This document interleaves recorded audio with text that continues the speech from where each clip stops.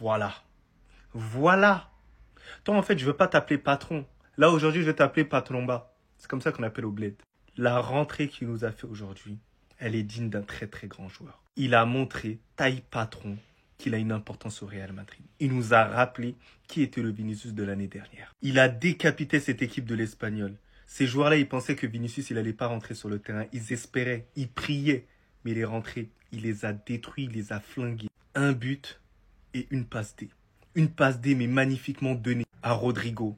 Et mesdames et messieurs, l'extérieur qu'il met à Rodrigo, c'est digne de Modric. Ça se voit que c'est Modric qui l'a enseigné ça. Tout ce jutsu-là, c'est lui qui l'a enseigné. Voilà.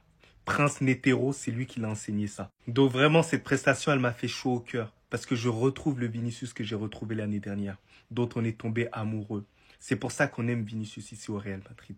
C'est pour ça que dans nos cœurs, c'est le patron du Real Madrid. Et peut-être que ce sera un futur ballon d'or. Mais sinon, en vrai, ça va toi? Moi, en tout cas, bien, alhamdoulilah. Oh nom de Dieu, ouais, c'est quoi cette puissance?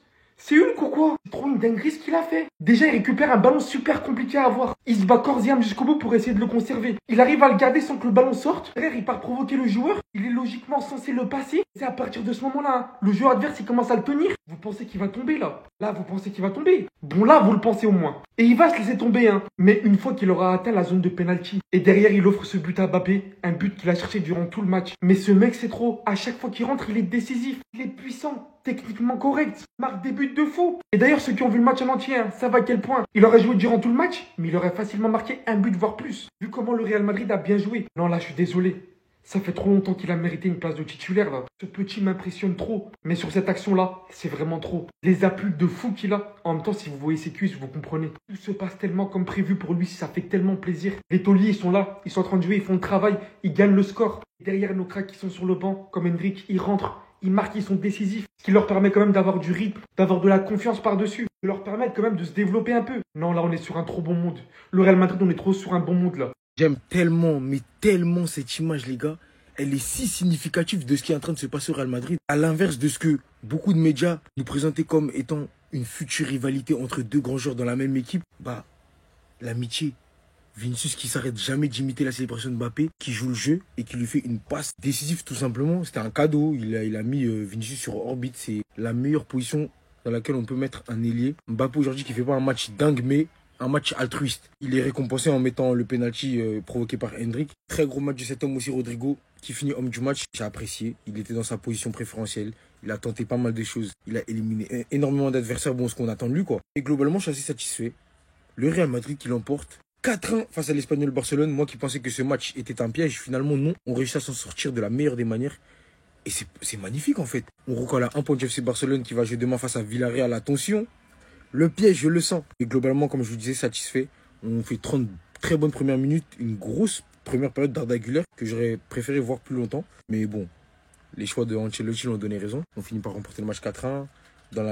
Pas dans la difficulté. Et comme vous connaissez le Real Madrid, on a réaction en fait. On attend que l'adversaire marque pour développer du jeu et il faut pas attendre en fait parce qu'à un moment ça va plus pardonner, mais en tout cas on prend les 3 points, c'est carré. Restez sur le abonnez-vous les gars, ça traite. Je rentre, je te tue.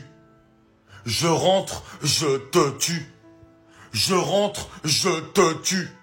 Les gars, l'entrée de Vinicius Junior ce soir, c'est n'importe quoi. On le rappelle, au début du match, il n'était pas titulaire. Carlo Ancelotti l'a mis sur le banc pour le faire souffler un petit peu. Et puis, on a l'impression que cette équipe du Real, elle aime se mettre en danger. Franchement, si tu regardes sur tous les matchs, à chaque fois, elle fait la différence en deuxième mi-temps. Et sur les 2 derniers, dans les dernières minutes. C'est ça qui est assez incroyable avec cette équipe. Alors qu'en première mi-temps, en plus, ils font une mi-temps parfaite. Il manque juste le but. Ils dominent parfaitement. Et là, on décide de faire entrer Vinicius Junior. Et la magie parle. La magie opère. L'extérieur du pied pour Rodrigo. Non mais les gars, il y a 4 défenseurs qui essaient de défendre, ils sont tous pris au piège. La passe, elle est magistrale. Franchement, j'ai envie de sortir l'accordéon et de faire comme ça. Et derrière, l'appel, la passe d'Eden Mbappé et but pour aller conclure. Vinicius Junior, quelle entrée de grande patronne. Madrid méritait totalement de gagner son match, on le sait très bien. Mais est-ce qu'on peut encore une fois parler de l'arbitrage, s'il vous plaît? L'arbitrage en Liga, chapeau. Vraiment, chapeau, on va y revenir. Comment les gars, vous m'expliquez que sur cette action, où le joueur s'apprête à tirer, Valverde va au contact. C'est exactement la même action qui a blessé De Jong. Voilà comment elle finit l'action. Le joueur est au sol, il n'y a pas eu penalty, la VAR dort comme d'habitude, mais sur cette action qui démarre au poteau de corner, la faute commence juste ici. La faute elle est là, la surface elle est ici, la faute elle commence juste ici les gars. Hendrik il tombe juste ici, devant la surface, pas dedans, il tombe devant. Penalty. Il a sifflé penalty, c'est-à-dire qu'il a sifflé penalty pour une chute qui n'est même pas dans la surface, mais cette faute barbare de Valverde, il n'a pas sifflé.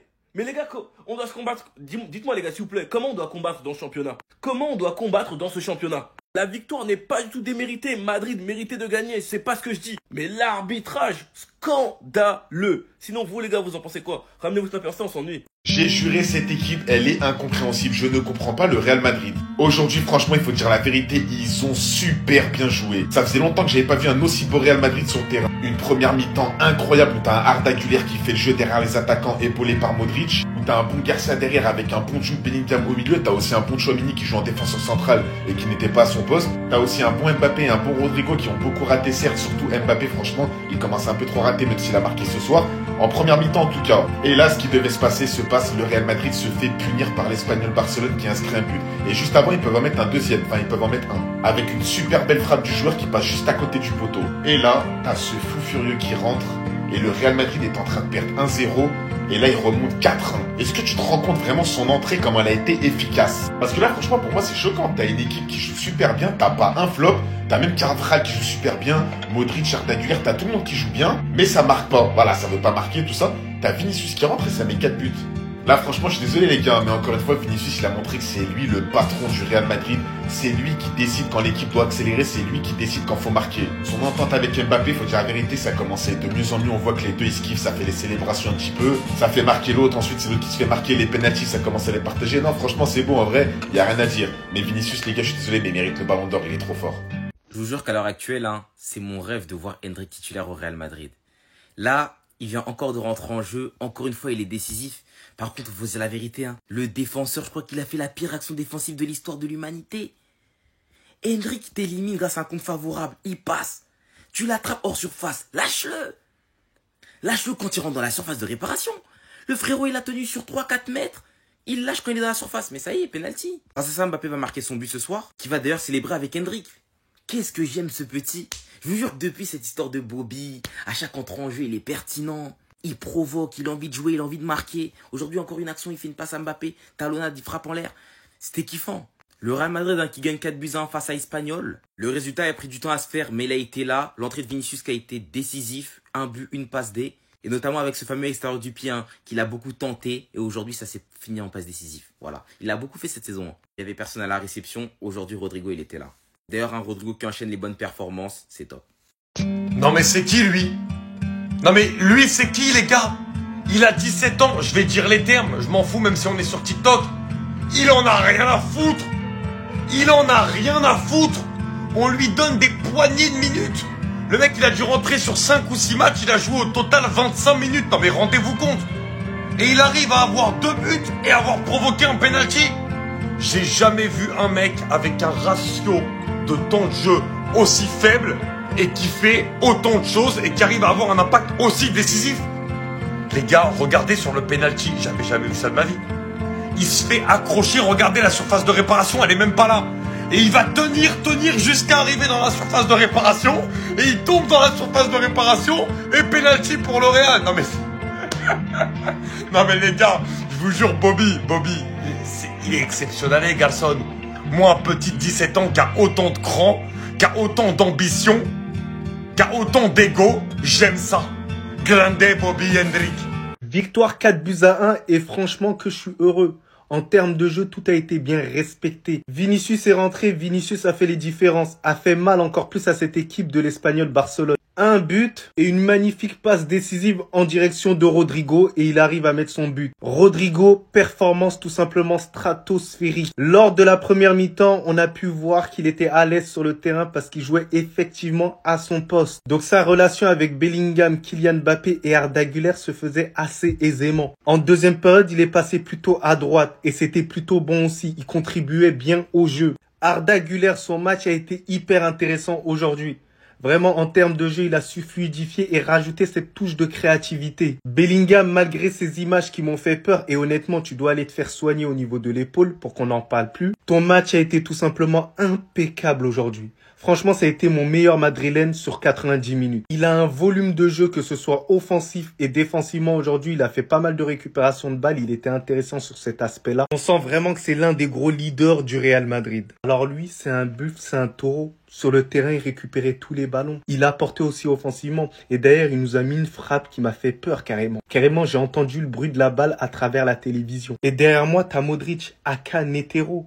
Tu veux faire quoi? On ne peut pas perdre quand il est sur le terrain. C'est impressionnant ce qu'il fait quand même à son âge. Vision de jeu, créativité, effort défensif. Il est quasiment inépuisable sur le terrain. En somme, pour ce match-là, certes, il y a eu 4-1, mais marquer davantage en première mi-temps et ne pas gâcher autant d'occasions. Parce que Mbappé, j'ai aimé ton match en termes de jeu, mais il va falloir finir les occasions que tu as. Mais ça va venir au fur et à mesure, comme on l'a dit. Voilà. Ça va toi?